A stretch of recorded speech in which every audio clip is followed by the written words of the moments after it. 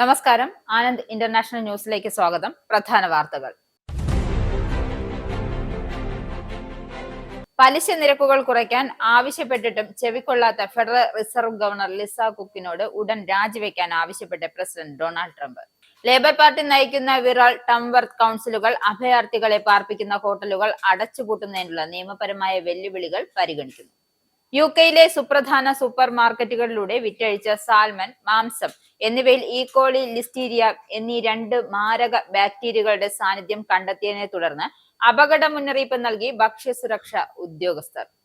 പണിമുടക്ക് കാനഡക്കാരെ വലച്ചു. എയർ കാനഡയുടെ കുത്തക അവസാനിപ്പിക്കണമെന്ന ആവശ്യം ശക്തമാകുന്നു. വാർത്തകൾ വിശദമായി. പലിശ നിരക്കുകൾ കുറയ്ക്കാൻ ആവശ്യപ്പെട്ടിട്ടും ചെവിക്കൊള്ളാത്ത ഫെഡറൽ റിസർവ് ഗവർണർ ലിസ കുക്കിനോട് ഉടൻ രാജിവെക്കാൻ പ്രസിഡന്റ് ഡൊണാൾഡ് ട്രംപ് ആവശ്യപ്പെട്ടു.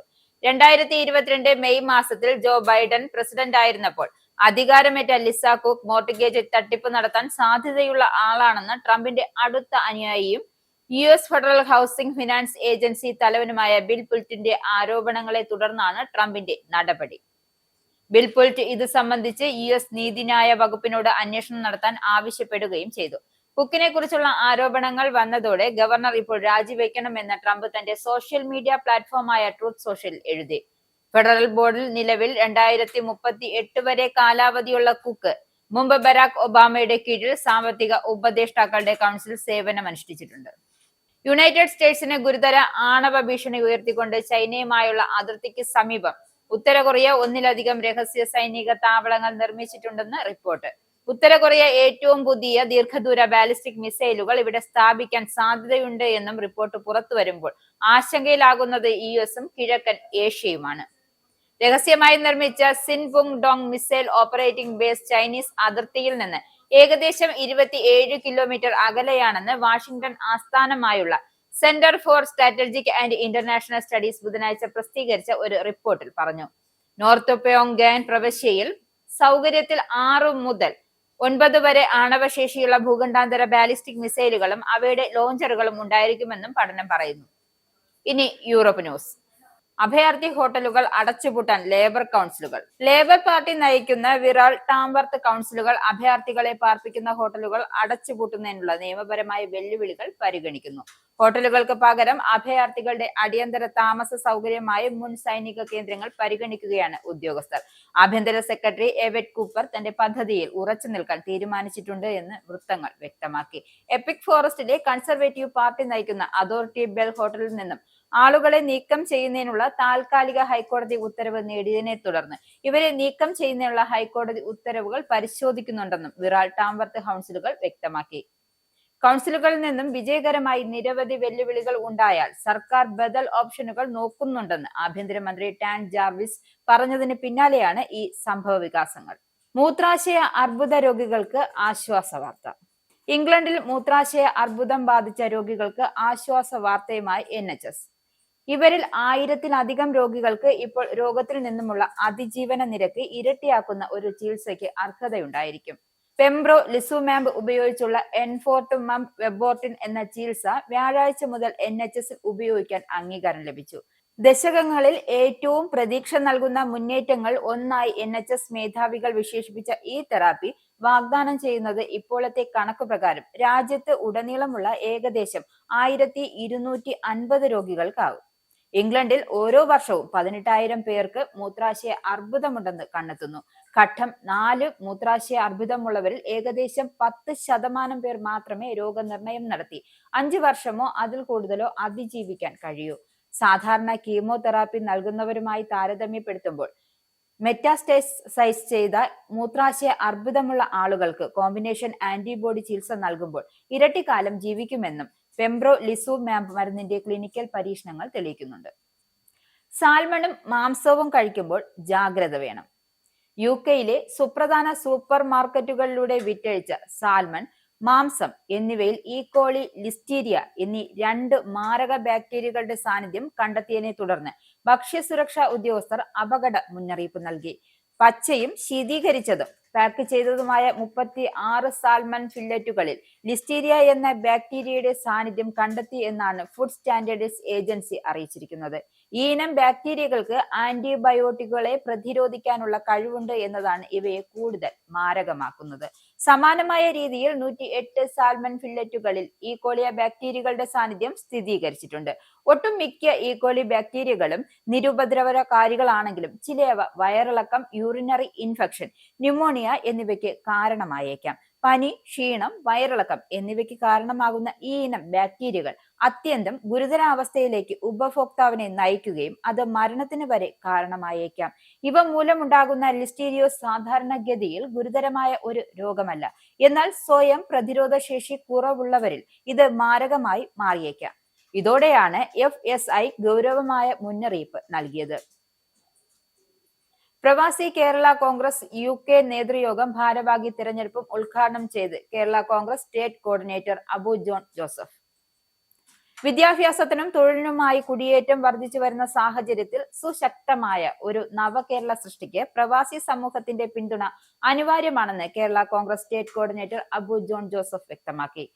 UK പ്രവാസി കേരള കോൺഗ്രസ് UK നേതൃയോഗവും ഭാരവാഹി തിരഞ്ഞെടുപ്പും ഉദ്ഘാടനം ചെയ്ത് സംസാരിക്കുകയായിരുന്നു അബു ജോൺ ജോസഫ്.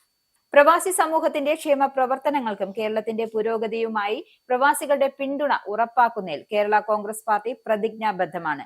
ലോകമെമ്പാടുമുള്ള കേരള കോൺഗ്രസ് കുടുംബാംഗങ്ങളെ ചേർത്ത് നിർത്തുന്നതിനാണ് UK, US, ഓസ്ട്രേലിയ, ഗൾഫ്, മറ്റ് യൂറോപ്യൻ രാജ്യങ്ങൾ തുടങ്ങിയതിലൂടെയെല്ലാം പ്രവാസി കേരള കോൺഗ്രസിന്റെ പ്രവർത്തനങ്ങൾ ശക്തമാക്കുന്നതെന്നും അബു വ്യക്തമാക്കി.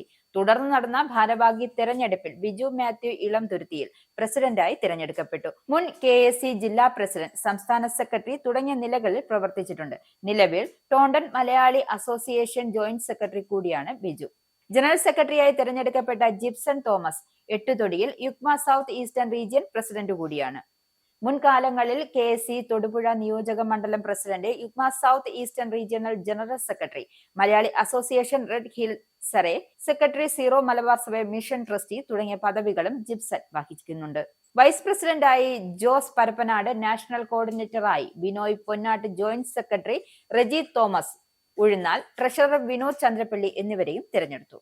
എയർബസിലും പണിമുടക്ക് വരുന്നു. UK ആയിരക്കണക്കിന് എയർബസ് തൊഴിലാളികൾ സെപ്റ്റംബറിൽ തുടർച്ചയായി 10 ദിവസം പണിമുടക്ക് പ്രഖ്യാപിച്ചതോടെ വിമാന നിർമ്മാണ മേഖല തടസ്സപ്പെടുമെന്ന സൂചന. യുണൈറ്റഡ് യൂണിറ്റ്സിന്റെ നേതൃത്വത്തിൽ വടക്കൻ വെയിൽസിലെ ബ്രോട്ടണിലും ബ്രിസ്റ്റലിനും അടുത്തുള്ള ഫിൽട്ടണിലുമുള്ള കമ്പനികളുടെ ഫാക്ടറികൾ സെപ്റ്റംബർ 2 ആരംഭിച്ച് മാസം മുഴുവനും 2 ദിവസത്തെ വീതമാണ് പണിമുടക്കുകൾ നടത്താൻ പദ്ധതിയിട്ടിട്ടുള്ളത്. 8500 തൊഴിലാളികൾ ജോലി ചെയ്യുന്നു.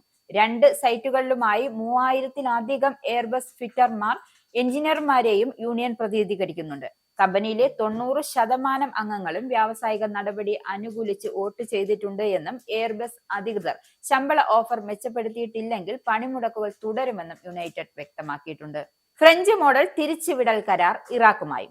അനധികൃത കുടിയേറ്റക്കാരെ തിരിച്ചയക്കുന്നതിനുമുള്ള ഇറാഖുമായുള്ള UK സർക്കാരിന്റെ കരാർ ചെറിയ ബോട്ടുകളുടെ നിയമവിരുദ്ധ വരവിനെ തടയുകയും ബ്രിട്ടീഷ് അതിർത്തികൾ സുരക്ഷിതമാക്കുകയും ചെയ്യുമെന്ന് പ്രധാനമന്ത്രി കെയർ സ്റ്റാമർ. ആളുകളെ കള്ളക്കടത്തുകാർ ഉപയോഗിക്കുന്ന ബിസിനസ് മാതൃക തകർക്കാൻ റൈഹാൻ ദൃഢനിശ്ചയം ചെയ്തിട്ടുണ്ട്. അത് സാധ്യമാക്കുന്നതിന് താൻ നമ്മുടെ സഖ്യകക്ഷികളുമായി സംയുക്ത നടപടി സ്വീകരിക്കുകയാണ് എന്നും സ്റ്റാമർ Xൽ കുറിച്ചു. ഫ്രാൻസുമായുള്ള UK കരാറിന്റെയും പുതുക്കിയ അന്താരാഷ്ട്ര സഹകരണത്തിന്റെയും അടിസ്ഥാനത്തിൽ ഇറാഖുമായുള്ള ശക്തിപ്പെടുത്തിയ പങ്കാളിത്തം ചെറിയ ബോട്ടുകളുടെ വരവിനെ തടയുകയും നമ്മുടെ അതിർത്തികൾ സുരക്ഷിതമാക്കുകയും ചെയ്യുമെന്നും സ്റ്റാമർ പറഞ്ഞു. വായിക്കുന്നതിന് ഇനി വാറ്റില്ല. കൂടുതൽ ആളുകളെ വായിക്കാൻ പ്രേരിപ്പിക്കുന്നതിനായി പുസ്തകങ്ങൾക്ക് വാറ്റ് ഈടാക്കുന്നത് നിർത്താൻ തീരുമാനമെടുത്ത് ഡെൻമാർക്ക്. പുസ്തകങ്ങൾക്ക് രാജ്യത്തെ 25% എന്ന നികുതി നിരക്ക് ലോകത്തിലെ ഏറ്റവും ഉയർന്ന നിരക്കാണ്. ഈ നയം ഡെൻമാർക്കിൽ വർദ്ധിച്ചു വരുന്ന വായനാ പ്രതിസന്ധിക്ക് കാരണമാകുമെന്നും സർക്കാർ വിശ്വസിക്കുന്നു. തന്റെ ബഡ്ജറ്റ് ബില്ലിൽ പുസ്തകങ്ങളുടെ നികുതി നീക്കം ചെയ്യാൻ സർക്കാർ നിർദ്ദേശിക്കുമെന്നും സാംസ്കാരിക മന്ത്രി ജേക്കബ് എങ്കൽ പ്രഖ്യാപിച്ചു. ഈ നീക്കത്തിന് പ്രതിവർഷം 330 മില്യൺ ക്രോണർ ചിലവ് വരുമെന്ന് പ്രതീക്ഷിക്കുന്നു. സ്കാർഫ് ധരിച്ച് നാസി ക്യാമ്പിൽ കയറേണ്ടെന്ന് ജർമ്മനി. പലസ്തീൻ കഫിയെ സ്കാർഫ് ധരിച്ചവർക്ക് പ്രവേശനം നിഷേധിക്കാൻ നാസി കോൺസെൻട്രേഷൻ ക്യാമ്പ് സ്മാരകത്തിന് അവകാശമുണ്ടെന്ന് ജർമ്മനിയിലെ തുരുങ്കിയെ ഉന്നത ഭരണകോടതി വിധിച്ചു. ബുച്ചൻവാർഡ് കോൺസെൻട്രേഷൻ ക്യാമ്പ് സ്മാരകത്തിലേക്ക് കെഫിയെ ധരിച്ച് പ്രവേശനം അനുവദിക്കണമെന്ന ഒരു വനിതയുടെ അഭ്യർത്ഥന ബുധനാഴ്ച കിഴക്കൻ സംസ്ഥാനമായ തുരുങ്കിയിലെ ഉന്നത ഭരണകോടതി നിരസിച്ചു. ഏപ്രിൽ ക്യാമ്പ് വിമോചനത്തിന്റെ 80ാം വാർഷികത്തോടനുബന്ധിച്ച് നടന്ന ഒരു അനുസ്മരണ പരിപാടിയിൽ സ്കാർഫ് ധരിച്ച് പങ്കെടുക്കാൻ ശ്രമിച്ചപ്പോൾ ആ സ്ത്രീയെ തിരിച്ചയച്ചതായും പ്രാദേശിക മാധ്യമങ്ങൾ റിപ്പോർട്ട് ചെയ്യുന്നുണ്ട്. തുടർന്ന് ഈ ആഴ്ച മറ്റൊരു അനുസ്മരണ പരിപാടിക്കായി കഫിയെ ധരിച്ച് സ്മാരകത്തിലേക്ക് മടങ്ങാൻ അനുവദിക്കണമെന്നും അവർ കോടതികളിൽ അപേക്ഷിക്കുകയായിരുന്നു. പോളണ്ടിൽ പൊട്ടിത്തെറിച്ച ഡ്രോൺ റഷ്യയുടേത് തന്നെ. പോളണ്ടിൽ പൊട്ടിത്തെറിച്ച ഡ്രോൺ റഷ്യ വിക്ഷേപിച്ചതെന്ന് പോളിഷ് സായുധ സേന ഓപ്പറേഷണൽ കമാൻഡിന്റെ deputy commander general ഡാരിസ് Malinovskyi. Chinese നിർമ്മിത എഞ്ചിൻ ഉപയോഗിച്ച് പ്രവർത്തിക്കുന്ന ഒരു സൈനിക ഡ്രോണായിരുന്നു ഇതെന്ന് മാലിനോവ്സ്കി വെളിപ്പെടുത്തി. ഈ തരം ഡ്രോണുകൾ വിക്ഷേപിക്കുന്ന സ്ഥലങ്ങൾ റഷ്യൻ പ്രദേശത്താണ് സ്ഥിതി ചെയ്യുന്നത് എന്നതിനാൽ ഇന്റലിജൻസ് അടിസ്ഥാനമാക്കിയുള്ളതാണ് ഈ വിലയിരുത്തലെന്നും അദ്ദേഹം പറഞ്ഞു. പോളണ്ടിന്റെ വ്യോമാതിർത്തി മനഃപൂർവ്വം ലംഘിച്ചതാണോ അതോ ഉക്രൈനെ ലക്ഷ്യം വെച്ചുള്ള ഡ്രോണിന്റെ തകരാറാണോ എന്ന് വ്യക്തമല്ലെന്നും മാലിനോവ്സ്കി കൂട്ടിച്ചേർത്തു. മോൾഡോവയിൽ 8 ഡ്രോൺ ആക്രമണ സംഭവങ്ങളിലും റൊമേനിയയിലെ 3 സംഭവങ്ങളിലും ലിത്വാനിയയിലെ 3 സംഭവങ്ങളിലും ലാത്വിയയിലെ 2 സംഭവങ്ങളിലും ബൾഗേറിയയിലെ ഒരു ഡ്രോൺ സംഭവത്തിലും റഷ്യയാണെന്നും എന്നാൽ അവർ അത് സമ്മതിക്കില്ലെന്നും പോളിഷ് മന്ത്രി കോസിയാനിക് കാമിസ് വ്യക്തമാക്കി. മോങ്സ് പാർക്കിൽ ഐസ്ക്രീം മാനെ കുത്തിക്കൊന്നു, 2 പേർ പിടിയിൽ. വടക്കു പടിഞ്ഞാറൻ ലണ്ടനിലെ വെബ്ലിയിലെ മോങ്സ് പാർക്കിൽ പട്ടാപ്പകൽ ഷസാദ് ഖാൻ എന്ന പ്രദേശത്തെ പേര് കേട്ട ഐസ്ക്രീം വിൽപ്പനക്കാരനെ കുത്തിക്കൊലപ്പെടുത്തിയ സംഭവത്തിൽ 2 പേരെ അറസ്റ്റ് ചെയ്തു. ബുധനാഴ്ച പുലർച്ചെ കൊലപാതക കുറ്റം ചുമത്തി 26 വയസ്സുള്ള ഒരാളെയും കൊലപാതക ഗൂഢാലോചന നടത്തിയതിന് 31 വയസ്സുള്ള ഒരു സ്ത്രീയെയും അറസ്റ്റ് ചെയ്തു. ഇരുവരും ഇപ്പോഴും കസ്റ്റഡിയിലാണ്. ചൊവ്വാഴ്ച വൈകുന്നേരം 6 മണിക്ക് ശേഷം ഒരു ഐസ്ക്രീം കച്ചവടക്കാരന് മോങ്സ് പാർക്കിൽ കുത്തേറ്റതായി റിപ്പോർട്ട് ലഭിച്ചതായും മെട്രോപൊളിറ്റൻ പോലീസ് വ്യക്തമാക്കി. കുത്തേറ്റ ഒരാൾക്ക് ചികിത്സ നൽകിയെങ്കിലും അയാൾ സംഭവ സ്ഥലത്ത് തന്നെ മരിച്ചുവെന്നും പോലീസ് പറഞ്ഞു. കഴിഞ്ഞ 1 വർഷമായി പാർക്കിൽ തന്റെ വാനിൽ ഐസ്ക്രീം കച്ചവടം നടത്തി വരികയായിരുന്നു 41കാരനായ ഷസാദ് ഖാൻ. മീൽ ഡീലിന് വില വർദ്ധിപ്പിച്ച് ടെസ്കോ. ഉപഭോക്താക്കൾക്ക് കനത്ത തിരിച്ചടി നൽകിക്കൊണ്ട് ടെസ്കോ ജനപ്രിയ മീൽ ഡീലിന്റെ വില 4 പൗണ്ടിൽ നിന്നും 4.25 പൗണ്ടായി വർദ്ധിപ്പിക്കാനുള്ള തീരുമാനം പിൻവലിക്കണമെന്ന ഉപഭോക്താക്കളുടെ ആവശ്യം ശക്തമാകുന്നു. ക്ലബ് കാർഡുള്ള ഉപഭോക്താക്കൾക്ക് ഡീലിന്റെ വില നിലവിലെ 3.60 പൗണ്ട് എന്നതിൽ നിന്നും 3.85 പൗണ്ടായി വർദ്ധിക്കും. ടെസ്കോയിലെ ഒരു ജീവനക്കാരൻ പുതുക്കിയ ഷെഫ് ലേബലുകൾ ഓൺലൈൻ വഴി പങ്കുവച്ചതോടെയാണ് വില വർധനവിന്റെ വിവരം പുറത്തറിയുന്നത്. UK-യിൽ പോത്തിറച്ചി കാണാനില്ല. അടുത്തിടെ UK-യിൽ ഏറ്റവും വില കൂടിയത് പോത്തിറച്ചിക്ക്. പോത്തുകളുടെ ഇൻഷുറൻസ് തുക ഇരട്ടിയാക്കി ഇൻഷുറൻസ് കമ്പനികളുടെ നടപടിയും പോത്തിറച്ചി ഉൽപാദനം കുത്തനെ ഇടിയുന്നതിനുമാണ് വില കുത്തനെ ഉയരാൻ കാരണം. നിലവിൽ UK-യിലെ പല ഭാഗത്തും ഇറച്ചി വിതരണക്കാരുടെ കയ്യിൽ വേണ്ടത്ര മാംസം സ്റ്റോക്കില്ല. UK-യിൽ ഈ വർഷം പോത്തിറച്ചി ഉൽപാദനം 13,000 ടൺ മാത്രമായിരുന്നു. ഇത് മൊത്ത ഉൽപാദനത്തിൽ 3% കുറവാണ് കാണിക്കുന്നത്. വരും മാസങ്ങളിലും പോത്തിറച്ചിക്കുള്ള മാംസ ലഭ്യത കുറവായിരിക്കുമെന്നാണ് ഉൽപാദകർ വ്യക്തമാക്കുന്നത്. നോർത്ത് അമേരിക്ക ഉൾപ്പെടെയുള്ള രാജ്യങ്ങളിൽ നിന്നും ഗുണനിലവാരം മോശമെന്ന റിപ്പോർട്ട് ലഭിച്ചതിനാൽ പോത്തിറച്ചി ഇറക്കുമതി ചെയ്യാനുള്ള ശ്രമങ്ങളും തടസ്സപ്പെട്ടിരിക്കുകയാണ്. മോശം സാഹചര്യത്തിൽ ഉൽപ്പാദിപ്പിക്കുന്ന ഇവിടങ്ങളിലെ ഇറച്ചിക്ക് ബ്രിട്ടനിലെ ഗുണനിലവാരം ഉറപ്പാക്കാനാകില്ല എന്നതാണ് ഇതിന്റെ കാരണമായി ട്രേഡ് യൂണിയനുകൾ വ്യക്തമാക്കുന്നത്. ഓസ്ട്രേലിയയിൽ നിന്നും കൂടുതൽ പോത്തിറച്ചി ഇറക്കുമതി നടക്കുന്നുണ്ടെങ്കിലും അത് ആവശ്യത്തിന്റെ ചെറിയൊരു അംശം പോലും ആകുന്നില്ല. അതേസമയം കഴിഞ്ഞ വർഷം 1,600 പൗണ്ടിന് ഇൻഷുറൻസ് ചെയ്ത ഒരു പോത്തിന് ഇത്തവണ 3,000 പൗണ്ടിന് ഇൻഷുറൻസ് ചെയ്യേണ്ടി വരുമെന്നും കമ്പനികൾ മുന്നറിയിപ്പ് നൽകിയിരിക്കുന്നത് കർഷകർക്ക് ഉയർന്ന വില ഈടാക്കേണ്ടി വരുമെന്ന സാഹചര്യം സൃഷ്ടിച്ചിരിക്കുകയാണ്. യുണൈറ്റഡ് സ്പോർട്സ് ക്രിക്കറ്റ് ചാമ്പ്യൻഷിപ്പ് ഈ മാസം 25-ന്. യുണൈറ്റഡ് സ്പോർട്സ് ക്രിക്കറ്റ് ക്ലബിന്റെ ക്രിക്കറ്റ് ചാമ്പ്യൻഷിപ്പ് ഈ മാസം 25-ന് നടക്കും. തിങ്കളാഴ്ച പീറ്റർബഗോറിലെ ഹാംപ്ടൺ ക്രിക്കറ്റ് ക്ലബിൽ വെച്ച് മത്സരത്തിലെ വിജയികൾക്ക് 1000 പൗണ്ട് LGR കപ്പുമാണ് സമ്മാനമായി ലഭിക്കുക. 500 പൗണ്ടാണ് രണ്ടാം സമ്മാനം. Best Batman, best bowler, best wicket keeper, man of the tournament പുരസ്കാരങ്ങളും ഉണ്ടാകും. ഇനി pound rate. Anand travel pound, euro, dollar, രൂപ ഇന്നത്തെ വിനിമയ നിരക്ക്. 1 പൗണ്ട് 116.97 ഇന്ത്യൻ രൂപ. 1 യൂറോ 101.29 ഇന്ത്യൻ രൂപ. 1 US ഡോളർ 86.97 ഇന്ത്യൻ രൂപ. 1 pound 1.34 US dollar. 1 Canadian dollar 62.65 Indian രൂപ. ഇനി USA, കാനഡ ന്യൂസിലേക്ക്. കൂടുതൽ വിമാന കമ്പനികൾ കാനഡയിലേക്ക് വരണമെന്ന് കനേഡിയൻ യാത്രക്കാർ. ഇനിയൊരു വിമാന സമരം കൂടി താങ്ങാനുള്ള ശേഷി കാനഡക്കാർക്കില്ല. അവധിക്കാല യാത്രകളടക്കം എയർ കാനഡ സമരത്തിൽ താറുമാറായതോടെ കാനഡയിലെ ബിസിനസ് അടക്കം മേഖലകളിലെ പ്രവർത്തനങ്ങൾ താളം തെറ്റി. ഇതോടെ എയർ കാനഡയുടെ കുത്തക അവസാനിപ്പിക്കണമെന്ന ആവശ്യം ശക്തമാവുകയാണ്. എയർ കാനഡയിലെ ഫ്ലൈറ്റ് അറ്റൻഡർമാരുടെ സമരത്തിന് പിന്നാലെ രാജ്യത്തെ വ്യോമയാന മേഖലയിൽ വിദേശ കമ്പനികളുടെ സാന്നിധ്യം വർദ്ധിപ്പിക്കേണ്ടതിന്റെ ആവശ്യകത വർദ്ധിച്ചു വരുന്നതായി വിലയിരുത്തൽ. എയർ കാനഡയും ജീവനക്കാരും തമ്മിൽ നിലനിൽക്കുന്ന തൊഴിൽ തർക്കത്തിൽ ഫെഡറൽ ഗവൺമെന്റ് വിദഗ്ധരുടെ ഉപദേശം തേടിയിട്ടുണ്ട് എന്നാണ് റിപ്പോർട്ട്. കാനഡയുടെ എയർലൈൻ വ്യവസായത്തിൽ മത്സര അന്തരീക്ഷം വർദ്ധിപ്പിക്കേണ്ടതിന്റെ ആവശ്യകതയാണ് നിലവിലെ സമരം ചൂണ്ടിക്കാട്ടുന്നതെന്നും വിദഗ്ധർ ചൂണ്ടിക്കാട്ടുന്നു. സമരത്തെ തുടർന്ന് ബിസിനസ് അല്ലെങ്കിൽ വ്യക്തിപരമായ ആവശ്യങ്ങൾക്കായി വിമാനയാത്ര ചെയ്യുന്ന ലക്ഷക്കണക്കിന് കനേഡിയക്കാരുടെ യാത്രാ പദ്ധതികൾ താറുമാറായി. കൂടാതെ കാനഡയുടെ സമ്പദ് വ്യവസ്ഥയ്ക്കും സമരം കനത്ത ആഘാതം ഏൽപ്പിച്ചിട്ടുണ്ട്. പണിമുടക്കിന് പുറമെ കാനഡയിലെ എയർലൈൻ വ്യവസായത്തിന്റെ അവസ്ഥയിൽ പൊതുജനങ്ങൾക്ക് വ്യാപകമായ അതൃപ്തിയുണ്ട് എന്നാണ് വോട്ടെടുപ്പുകൾ കാണിക്കുന്നത്. സോഷ്യൽ മീഡിയയിൽ അമേരിക്കൻ വിരുദ്ധത വാരി നിറച്ച ശേഷം വേറെങ്ങും ജോലി കിട്ടാതാകുമ്പോൾ അമേരിക്കയിലേക്ക് പറക്കാൻ ശ്രമിക്കുകയും പിന്നീട് അവിടെ പൗരത്വം നേടാൻ ശ്രമിക്കുകയും ചെയ്യുന്നവരുടെ ശ്രദ്ധയ്ക്ക്. ഇനി അമേരിക്കയിൽ അത് നടക്കില്ല. നിങ്ങളുടെ സോഷ്യൽ മീഡിയയിലെ ഭൂതകാലം വരെ ചികയും അധികൃതർ. കുടിയേറ്റക്കാരുടെ പൗരത്വത്തിൽ തീരുമാനമെടുക്കുന്നതിന് മുൻപ് അമേരിക്കയിൽ ജോലി ചെയ്യവേ ആ രാജ്യത്തിനെതിരെ എഴുതി കൂട്ടുന്നവരും കുടുങ്ങും.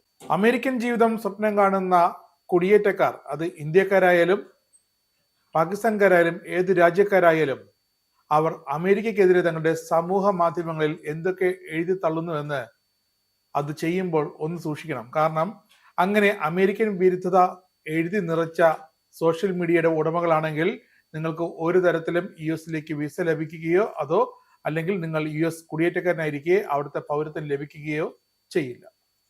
അതിപ്പോൾ വീണ്ടും ട്രംപിന്റെ ഭരണകൂടം ഒന്നുകൂടി ഉറപ്പിച്ചിരിക്കുകയാണ്. ധാർമ്മികമായ സ്വഭാവം കുടിയേറ്റക്കാർക്ക് US പൗരത്വം ലഭിക്കാൻ ഉണ്ടാകണമെന്നാണ് ഇപ്പോൾ ട്രംപിന്റെ ഉദ്യോഗസ്ഥരും പറയുന്നത്. അങ്ങനെ കൂടുതൽ കുടിയേറ്റക്കാരെ ബുദ്ധിമുട്ടിക്കുന്ന നിയമങ്ങളാണ് ഇപ്പോൾ ട്രംപ് ഭരണകൂടം പുറത്തിറക്കിയിരിക്കുന്നത്. അപേക്ഷകരുടെ പെരുമാറ്റം, മൂല്യങ്ങൾ, സാമൂഹിക ബന്ധങ്ങൾ ഇതൊക്കെ അരിച്ചു കലക്കി കഷായമാക്കി കുടിക്കും US ഇമിഗ്രേഷൻ ഉദ്യോഗസ്ഥർ. വിസ നൽകി കഴിഞ്ഞാലും അവർക്ക് പൗരത്വം നൽകണമോ വേണ്ടയോ എന്ന് തീരുമാനിക്കുന്നതിന് വേണ്ടിയിട്ട്. അതുകൊണ്ട് തന്നെ അപേക്ഷകരുടെ ധാർമ്മിക സ്വഭാവം, അതിനായി അവരുടെ സോഷ്യൽ മീഡിയ വളരെ വ്യക്തമായി പരിശോധിച്ച് US citizens and immigration service വ്യക്തമായ നിലപാടെടുക്കും. ആ ക്ലിയറൻസ് ഉണ്ടെങ്കിൽ മാത്രമേ അവർക്കിനി US പൗരത്വത്തിനുള്ള അപേക്ഷ പോലും മുന്നോട്ട് നീക്കാനാകുള്ളൂ. അമേരിക്കൻ വിരുദ്ധത എന്തെങ്കിലും സോഷ്യൽ മീഡിയയിൽ കണ്ടാൽ പിന്നെ നോക്കണ്ട, അവർക്ക് പൗരത്വം ലഭിക്കുകയുമില്ല. അമേരിക്കൻ ജീവിതം സ്വപ്നം കാണുന്നവർ അങ്ങനെ രാജ്യത്തിനെതിരെ ഒരു വരി പോലും ഇനി എഴുതില്ല എന്ന് ഉറപ്പാക്കുക കൂടിയാണ് US അധികൃതർ. രാജ്യത്തിന്റെ നിയമപരമായ കുടിയേറ്റത്തിന് മേൽനോട്ടം വഹിക്കുന്ന NCI USCIS പുറപ്പെടുവിച്ച ഇമിഗ്രേഷനിലേക്കുള്ള പ്രവേശനം കർശനമാക്കുന്ന വ്യവസ്ഥകൾ ട്രംപ് ഭരണകൂടത്തിന്റെ അവസാനത്തെ കുടിയേറ്റക്കാർക്കെതിരെയുള്ള ആണിയടി കൂടിയാണ്. കഴിഞ്ഞ ആഴ്ച സുരക്ഷാ വകുപ്പ് പുറത്തിറക്കിയ പൗരത്വ മാനദണ്ഡങ്ങൾ പുതുക്കിയതിൽ അപേക്ഷകർ സമൂഹത്തിന് നന്നായി സംഭാവന ചെയ്യണം, നല്ല വിദ്യാഭ്യാസം നേടണം, അവരുടെ ജോലി നിലനിർത്തണം, കൃത്യസമയത്ത് നികുതി അടയ്ക്കണം. ഇതൊക്കെ ധാർമ്മിക സ്വഭാവം പരിഗണിക്കുന്നതിൽ ഉൾപ്പെടും.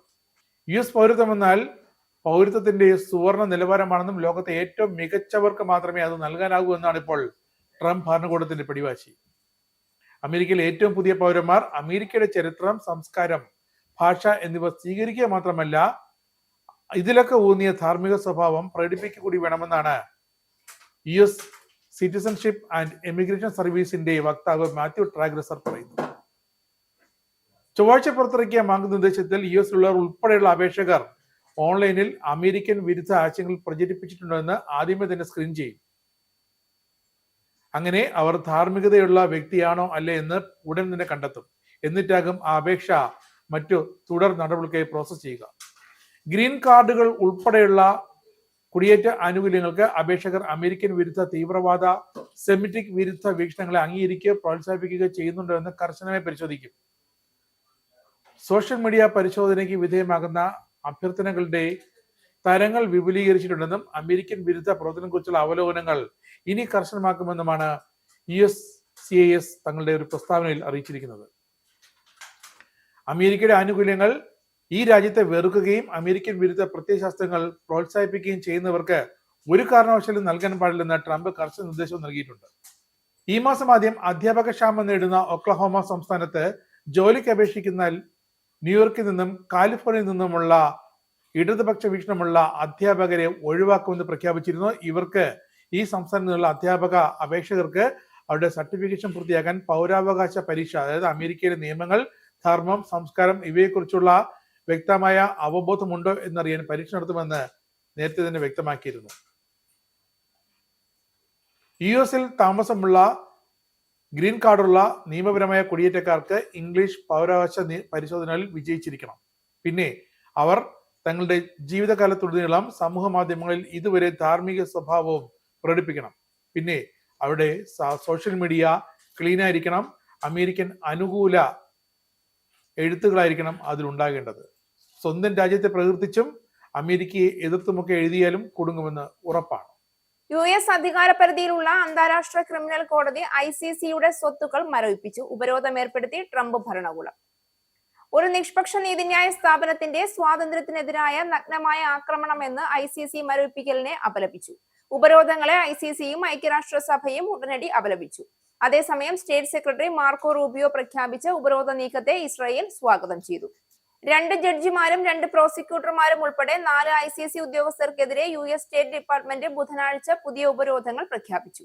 അമേരിക്കക്കാരെയും ഇസ്രയേലികളെയും പ്രോസിക്യൂട്ട് ചെയ്യുന്നതിനുള്ള ശ്രമങ്ങളിൽ അവർ നിർണായക പങ്ക് വഹിച്ചുവെന്ന് പറഞ്ഞു.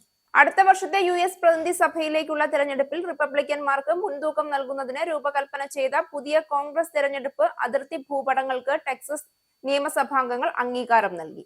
വോട്ടെടുപ്പ് തടസ്സപ്പെടുത്താനും പുനർവിഭജന പദ്ധതികൾക്കെതിരെ പിന്തുണക്കാരെ അണിനിരത്താനും ഡെമോക്രാറ്റുകളുടെ 2 ആഴ്ചത്തെ ശ്രമങ്ങൾക്കു ശേഷം ടെക്സസ് പ്രതിനിധി സഭയിലെ റിപ്പബ്ലിക്കന്മാർ 82-52 വോട്ടുകൾക്ക് പുതിയ വോട്ടിംഗ് ലൈനുകൾ പാസാക്കി.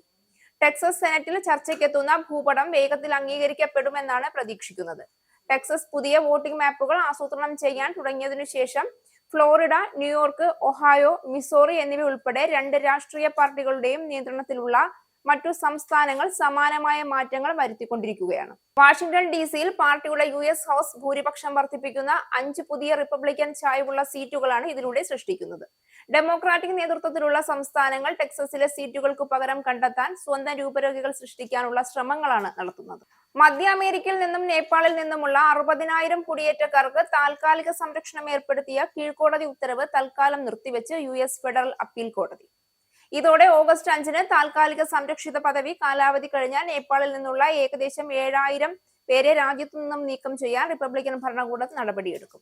51,000 ഹോൺഡ്രാൻമാരുടെയും 3,000 നിക്കരാഗക്കാരുടെയും TPS പദവികളും നിയമപരമായ പദവിയും സെപ്റ്റംബർ 8-ന് കാലഹരണപ്പെടും. ആ ഘട്ടത്തിൽ അവരെയും നീക്കം ചെയ്യാൻ ഫെഡറൽ സർക്കാരിന് സാധിക്കും. സാൻ ഫ്രാൻസിസ്കോയിലെ 9ാമത്തെ US സർക്യൂട്ട് കോടതി നൽകിയിരുന്ന അടിയന്തര സ്റ്റേ ആണ് കോടതി നീക്കിയത്. ഹോണ്ടുറാസ്, നിക്കരാഗ, നേപ്പാൾ എന്നിവിടങ്ങളിൽ നിന്നുള്ള ആളുകൾക്ക് താൽക്കാലിക സംരക്ഷിത പദവി അവസാനിപ്പിക്കുന്നതിൽ ഭരണകൂടം നിയമവിരുദ്ധമായി പ്രവർത്തിച്ചുവെന്ന് ആരോപിച്ചായിരുന്നു കുടിയേറ്റക്കാരുടെ അവകാശ വക്താക്കൾ തിരക്കിട്ട് കോടതിയിൽ നിന്നും സ്റ്റേ നേടിയത്. ബുധനാഴ്ച നടന്ന US ഓപ്പണിൽ ഇറ്റാലിയൻ താരങ്ങളായ സാറ എറാനി, ആൻഡ്രിയ വാവസോറി ജോഡി മിക്സഡ് ഡബിൾസ് കിരീടം നിലനിർത്തി. $1 മില്യൺ സമ്മാന തുക നേടി. ഇഗ സ്വിയാറ്റെക്, കാസ്പർ റൂഡ് എന്നീ പോളിഷ് നോർവീജിയൻ ജോഡിയെ 6-3, 5-7, 10-6 എന്ന സ്കോറിന് പരാജയപ്പെടുത്തിയാണ് അവർ കിരീടം നേടിയത്. കനത്ത മഴയെ അവഗണിച്ച് ആയിരക്കണക്കിന് ആരാധകരാണ് ഫൈനൽ മത്സരം കാണാനെത്തി. ഗർഭചിത്ര ഗുളികകളെ ചൊല്ലിയുള്ള ചൂടേറിയ US യുദ്ധം വീണ്ടും ചൂടുപിടിച്ചു. എല്ലാ ഗർഭചിത്രങ്ങളും നിരോധിച്ചിരിക്കുന്ന ടെക്സസിലെ അറ്റോർണി ജനറൽ കെൻ പാക്സ്റ്റൺ ടെക്സാസിൽ ഗർഭചിത്ര ഗുളികകൾ വിതരണം നടത്തിവന്ന 2 സംഘടനകൾക്കും ഒരു വ്യക്തിക്കും അടിയന്തര വിലക്കൽ കത്തുകൾ അയച്ചു. അവർ ഗർഭചിത്ര ഗുളികകൾ ടെക്സസിലെ ആളുകൾക്ക് അയക്കുകയോ അല്ലെങ്കിൽ അവ അയക്കാൻ സൗകര്യമൊരുക്കുകയോ ചെയ്തതായി അദ്ദേഹം ആരോപിച്ചു. അവരുടെ ആരോപണ വിധേയമായ പ്രവർത്തനങ്ങൾ നിർത്തിയില്ല എങ്കിൽ കേസെടുക്കുമെന്ന് പാക്സ്റ്റൺ ഭീഷണിപ്പെടുത്തി. ഈ ഗർഭചിത്ര മയക്കുമരുന്ന് സംഘടനകളും പ്രവർത്തകരും നിയമത്തിന് അതീതരല്ല. ഈ നിയമവിരുദ്ധമായ പെരുമാറ്റം ഉടൻ അവസാനിപ്പിക്കാൻ താൻ ഉത്തരവിട്ടതായി പാക്സ്റ്റൺ ഒരു വാർത്താക്കുറിപ്പിൽ പറഞ്ഞു. പുത്തൻ പരിഷ്കാരങ്ങൾ തിരിച്ചടിച്ചതിനെ തുടർന്ന് ഉപഭോക്തൃ ബഹിഷ്കരണം തുടരുന്നതിനിടെ US-ലുടനീളം ഏകദേശം 2,000 സ്റ്റോറുകളുള്ള ടാർഗറ്റിന്റെ വിൽപ്പനയിൽ കുത്തനെ ഇടിവ് തുടരുന്നു. ഇതോടെ ടാർഗറ്റിന്റെ CEOയുടെ കസേരയും തെറിച്ചു. നിലവിലെ CEO ബ്രയാൻ കോർണലിന് പകരം അടുത്ത വർഷം ടാർഗറ്റിന്റെ ചീഫ് ഓപ്പറേറ്റിംഗ് ഓഫീസറായ മൈക്കൽ ഫിഡൽക്കെ ചുമതലയേൽക്കുമെന്ന് കമ്പനി ബുധനാഴ്ച പറഞ്ഞു. 2014-ൽ CEO ആയപ്പോൾ കോർണൽ കമ്പനിയെ വീണ്ടും ഊർജ്ജസ്വലമാക്കാൻ സഹായിച്ചു. എന്നാൽ കോവിഡ് പാൻഡമിക്കിന് ശേഷം കൂടുതൽ മത്സരാധിഷ്ഠിതമായ റീറ്റെയിൽ മേഖലയിൽ ദുർബലമായ വിൽപ്പന തിരിച്ചുപിടിക്കാൻ ബ്രയാൻ കോർണലിന് സാധിച്ചില്ല എന്നാണ് സൂചന. US-ലുടനീളം ഏകദേശം 2000 സ്റ്റോറുകളുള്ള ടാർഗറ്റിന്റെ വിൽപ്പന 2025 ആദ്യ പാദത്തിൽ പ്രതീക്ഷിച്ചതിലും കൂടുതൽ ഇടിഞ്ഞു. വർഷത്തിന്റെ ശേഷിക്കുന്ന കാലയളവിൽ വിൽപ്പന കുറയുന്നത് തുടരുമെന്ന് റീറ്റെയിലർ ഈ വർഷം ആദ്യം മുന്നറിയിപ്പ് നൽകി. താരിഫുകളുടെ ആഘാതത്തെയും സമ്പദ് വ്യവസ്ഥയുടെ അവസ്ഥയെയും കുറിച്ചുള്ള ആശങ്കകൾ കാരണം ആളുകൾ ചെലവ് കുറയ്ക്കുകയാണ് എന്ന് ടാർഗറ്റ് പറഞ്ഞു. ഉപഭോക്തൃ ബഹിഷ്കരണങ്ങൾ വിൽപ്പനയെ ബാധിച്ചുവെന്നും കമ്പനി പറഞ്ഞു. കാനഡയിലെ ഉപഭോക്താക്കൾക്ക് ആപ്പിൾ ഐഫോൺ ഇനി സ്വന്തമായി റിപ്പയർ ചെയ്യാം. കാനഡയിൽ ആപ്പിൾ അവരുടെ ഉപഭോക്താക്കൾക്കായി അവരുടെ ഡിവൈസുകൾ സ്വയം നന്നാക്കാനുള്ള പദ്ധതി അവതരിപ്പിച്ചു. സെൽഫ് സർവീസ് റിപ്പയർ പ്രോഗ്രാം എന്ന് വിശേഷിപ്പിക്കുന്ന ഈ പദ്ധതിയിൽ ഉപകരണങ്ങൾ നന്നാക്കാൻ ആവശ്യമായ സ്പെയർ പാർട്സ്, ടൂൾസ്, മാനുവൽ എന്നിവ ലഭിക്കും. ഐഫോൺ നന്നാക്കാനുള്ള ചെലവ് ഗണ്യമായി കുറയ്ക്കാൻ പ്രോഗ്രാം സഹായിക്കും. വർഷങ്ങളായി ആപ്പിൾ ഡിവൈസുകൾ ഉപയോഗിക്കുന്ന പ്രത്യേകിച്ച് ഐഫോൺ ഉപഭോക്താക്കൾ അവരുടെ ഡിവൈസുകൾ നന്നാക്കാനുള്ള അവകാശം ആവശ്യപ്പെടുന്നുണ്ട്. ഐപാഡുകൾ, ഐഫോണുകൾ, മാക്കുകൾ എന്നിവ നന്നാക്കാൻ പ്രോഗ്രാമിലൂടെ ഉപഭോക്താക്കൾക്ക് സാധിക്കുമെന്ന് ആപ്പിൾ വ്യക്തമാക്കി.